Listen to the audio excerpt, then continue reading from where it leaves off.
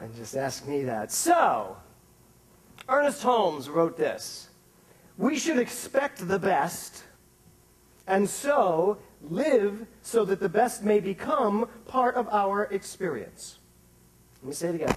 We should expect the best, and so live so that the best may become part of our experience. Now, you may not understand that fully, but you will when I'm done. The first question I have for you is, do you expect the best out of life? Do you always expect the best to show up? Do you always expect every situation to resolve itself in the best way possible? No. That was Doug LeBeau that said no. But I'm working on it. That's all that we can ask, yes? Is everyone here working on it? Yes. Even you newbies. This is your opportunity. Yes, thank you. This is your opportunity to start working on it. So it's a really important question. Do I really believe and trust and have faith? Is my philosophy, am I so steeped in my philosophy that I really do believe that everything will resolve itself for its highest and its greatest good? Well, this has been a very challenging week for me in that respect, because there have been a couple things that I haven't been happy watching resolve. And I had to get very clear that however it resolved, if I kept my grubby little hands off of it, and really I mean kept my mind off of it. Oh, I had a session this week and someone said to me in the middle of a session, I have thoughts in my head that are wasting my life. I thought, what? So I loved it so much that I actually stood up in the middle of this person's session and I said, could you excuse me for a second? I walked to the chalkboard and wrote it down. And they were like, really? You're going to put that there? I said, no one's going to know you said it. I said, but everyone's going to benefit from that you said it. Because it's an important sentence. There are thoughts in my mind that are wasting my life. So long as I could get the thoughts in my mind that were not only wasting my life, but thinking it was going to resolve this issue for me, my thoughts, the only thing my thoughts are going to resolve is my willingness and my ability to get out of the way and let God resolve it for its highest and greatest good. Yes? Yes. That's what we teach. So, do you expect the best out of life? In all things. That's the caveat. In all things. It's easy to expect the best in this. But what about this? Next question, do you have an image of what is best? That's tricky. So if you have an image of what you think best is, then you're trying to make it that. See the difference? So if we have this image of what best means, we would actually be better off not having that image. Trusting that everything is always the best, so I don't have to have an image of what best is, because it may be actually better than that image. Have you ever had that happen? It's just better than that image. Okay, and then the last question, is there really such a thing as best? Is there really such a thing as best?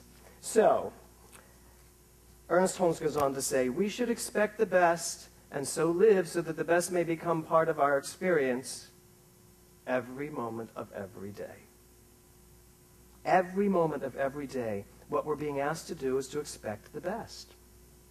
The best may become, as he says, the best may become part of our experience once we're willing to expect it. And once we're willing to see it, regardless of what it is we're looking at. So Ernest Holmes is saying, and this is what I love about this, Ernest Holmes is saying, the best already is. So stop trying to make it the best. And with all deference to saying to your son, let's make this the best day of your life. I've been saying that forever. But the truth is, we don't make it the best day of our life. We reveal the best that's already there. So it's really important for us to understand the best already is. Let's all say that. The best already is. The best already is. Right? He says, the best already is, and therefore you are the best. Think about that. The best already is, and therefore you are the best. How many of you have felt like the best this week?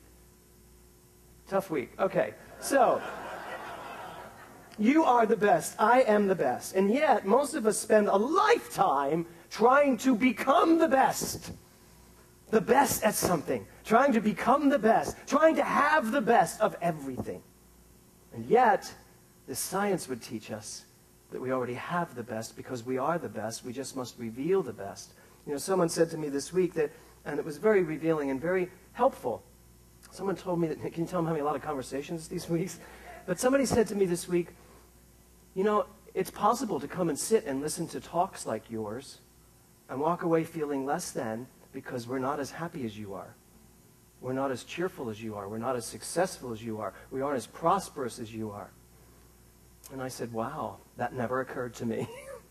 It just never occurred to me that you could listen to the truth and walk away feeling less than it, because we are a teaching that says you are it. And I want to be very clear. I don't have a challenge-free life. Some conversations are challenging. I consider challenge part of the journey and an integral part of my journey. It's just that when I see a challenge, when a challenge shows up, I'm smart enough to know I'm bigger than any challenge that shows up, and it's there for a reason. So it's not that I'm challenge-free and that I ever want anyone to think that I'm asking you to up your life so you can be as happy as I am. What I am asking you to do is become as centered as you can in this teaching so that you know who you are, and then happiness is a given. And your happiness and my happiness do not have to be the same happiness. You can be just as happy right where you are as I am right where I am, and we are in very different places.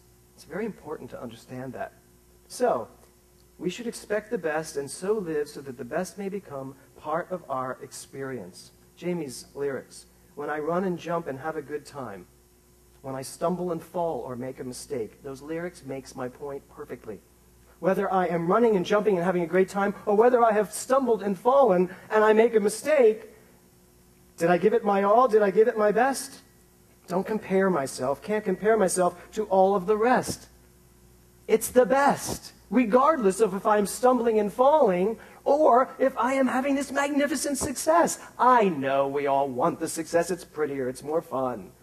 But sometimes the greatest thing that can happen to us is to stumble and fall.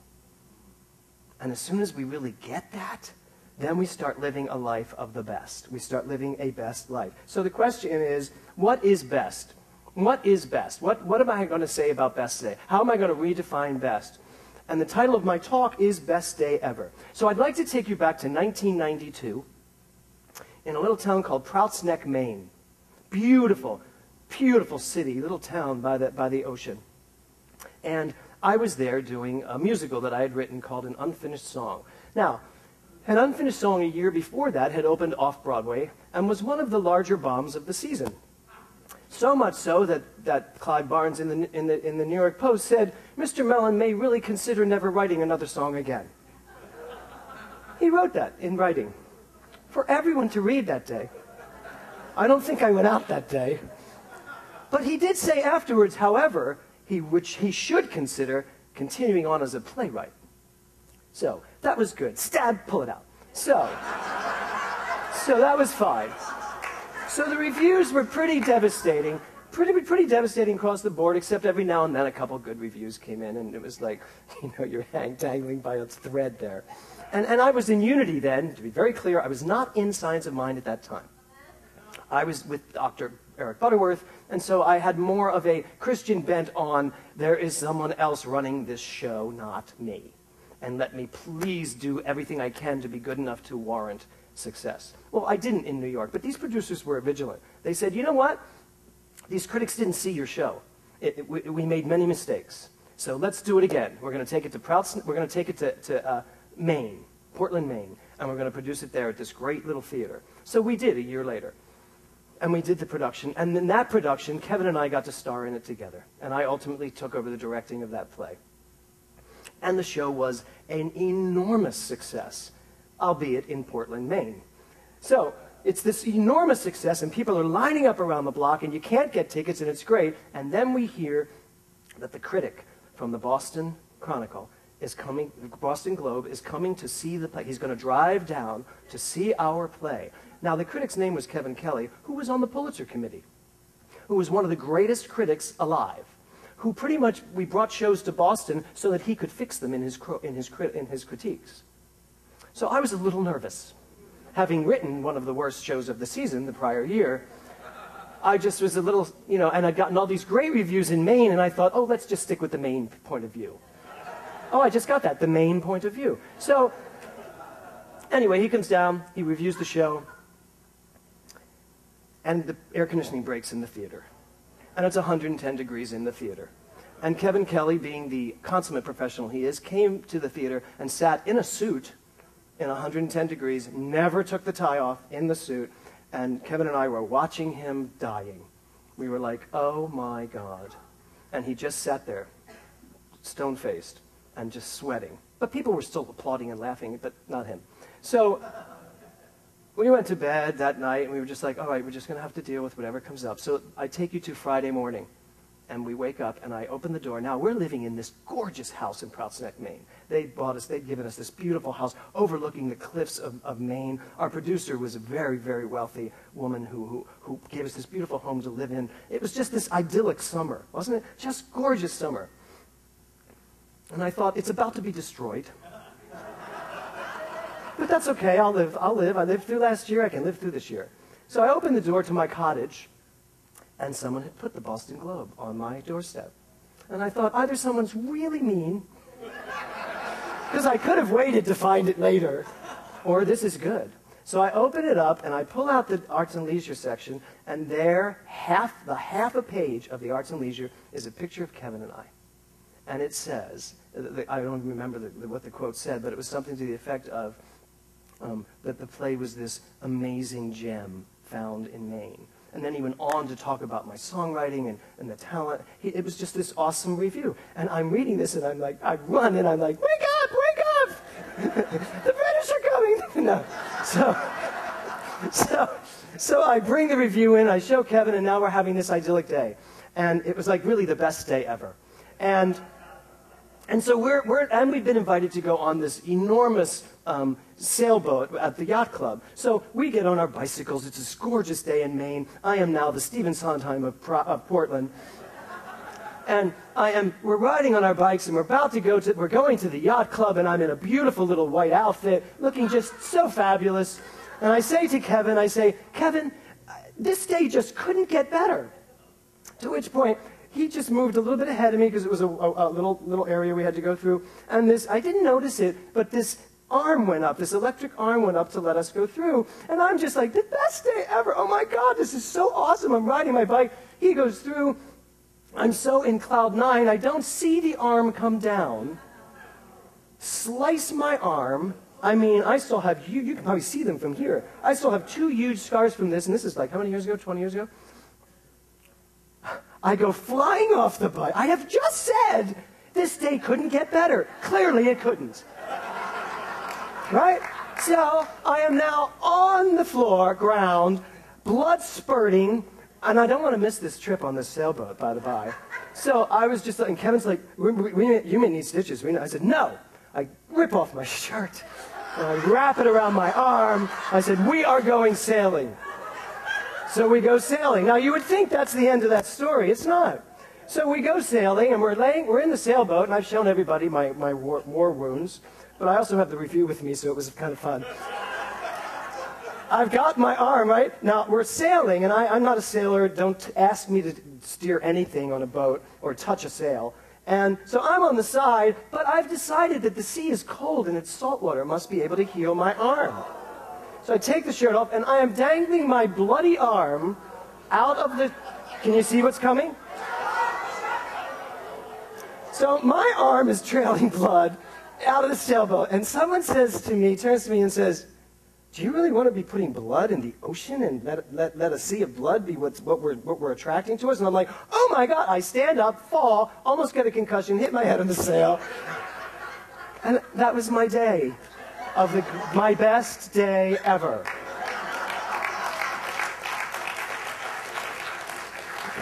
So, why did I tell you that story other than it's a fun story that it's one of my favorite moments in life? It's this. At that time, I didn't have this teaching. I didn't understand what my mind was doing.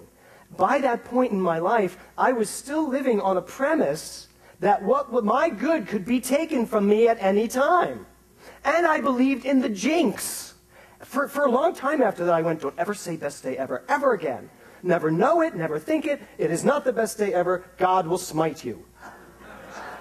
And I really believe that there must have been something I did in my life that I was really paying back. And then I met Dr. David Walker, and I started learning science of mind. And what I understand now is that there was in my mind a sabotaging element of thinking thoughts that would not accept best day ever, that would not accept that my best is always, always for my highest and my greatest. And even that experience, that experience happened for a very specific reason, and happened for my highest and greatest good to continue to evolve. Let's make this the best day ever. We don't have to make it the best day ever, because it is inherent. Best is inherent in all things. Do you hear that? Inherent in all things. Even this is for my highest good. Now, what this do you have to put there? What this do you have to put in place so that when you say, even this is for my highest good, that you can start revealing the highest good that's present there? Even this. And it can be really devastatingly troubling. And yet, even this is my highest good, unraveling perfectly. That's what we need to know. So one of the other lyrics in Jamie's song, we need no permission to live like we love it and love like we want to. We do not need permission. I don't need a God outside of myself telling me, you have actually earned enough points to have a good day. Because guess what? I might not get those points. Because I'll never believe I have those points. But if I get off the point system and start remembering who I am, that I am that which is, that the best is inherent right here in my mind, now I've got best day ever, every day, every moment of every day. Are there some things I like better than others? Absolutely. That's part of my choice. That's part of what I get to do. I loved when we all saw The Way last night. How many of you were at The Way last night? It was so beautiful. Thank you for being there. One of the quotes that really got me was, we don't choose a life, we live a life.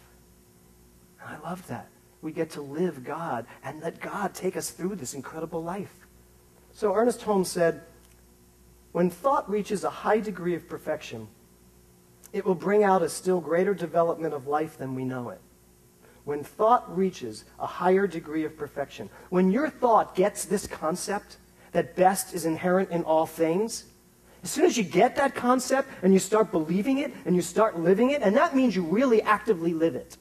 You actively, in every moment that comes up for you, say to yourself and live to yourself, there is the greatest in this, my highest good is evolving, even here.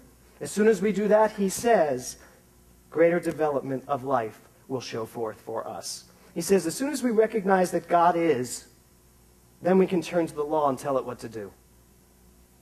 I don't know if you've ever heard that quote before. I kind of just found this quote, but I love this quote.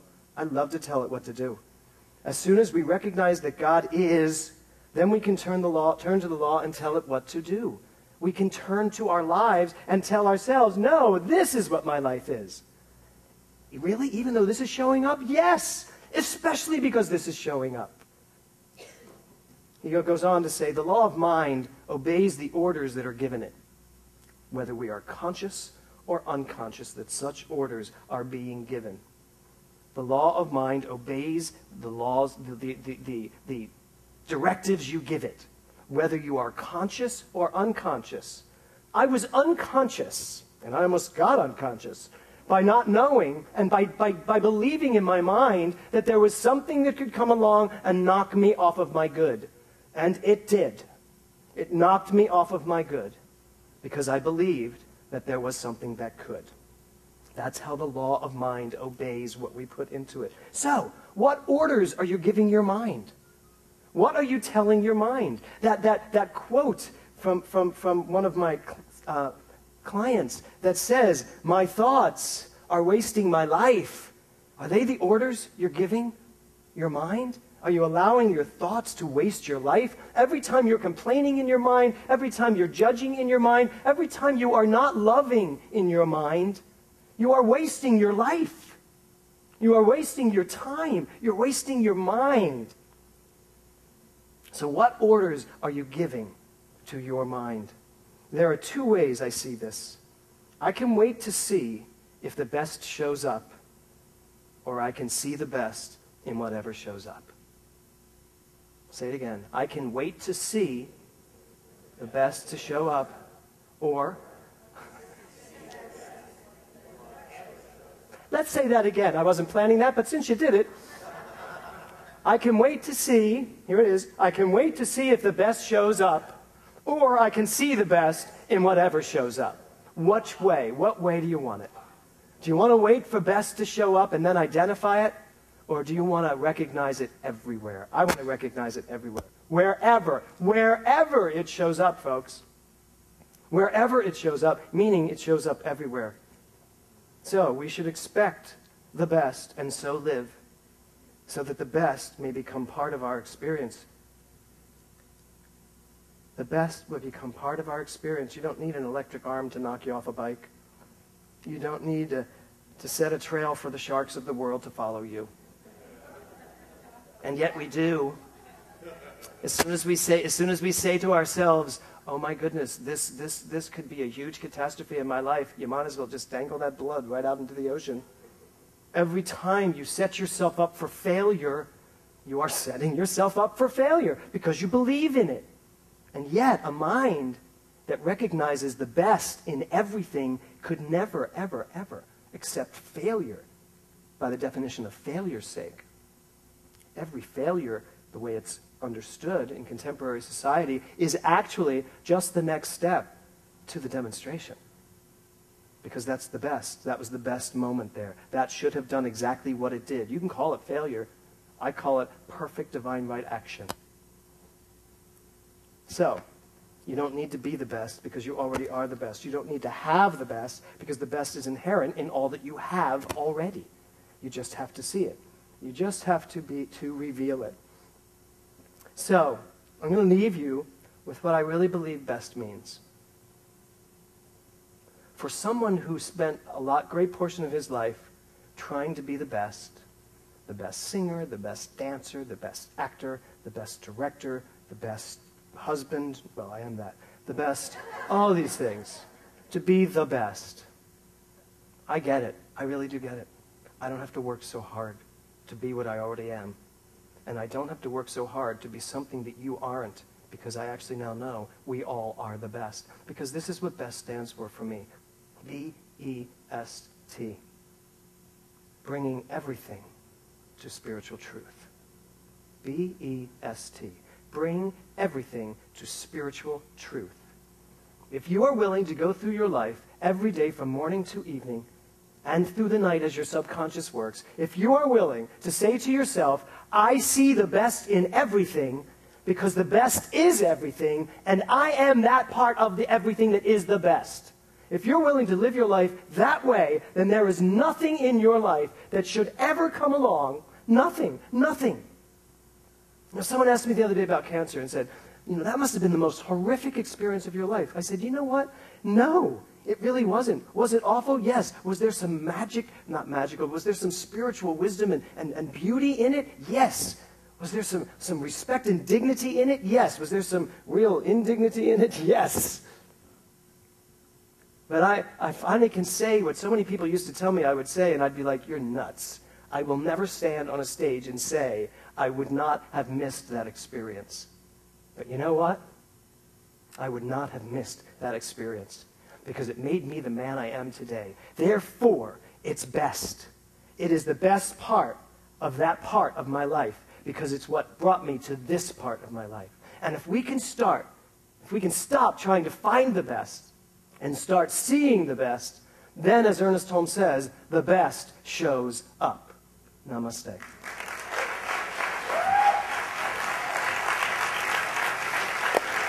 Thank you.